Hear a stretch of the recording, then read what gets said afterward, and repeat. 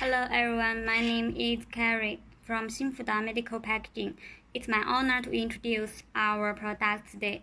Then I will introduce our 5mm syringe for cow mastitis. So let's see this 5mm syringe for cow mastitis. Now we have two types. One is short with wide diameter and another is longer.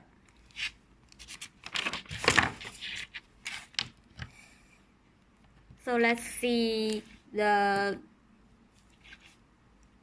concept of this syringe. There are three parts. Let's see. There is a cap,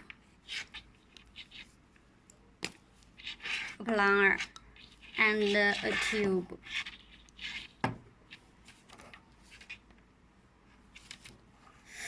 So many people may wonder how to use this, and when customers receive this, usually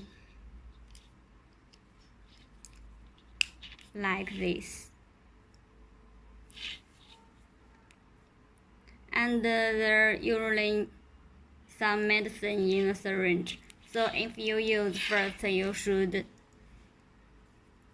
put off the cap and then push the plunger for the volume you want. If you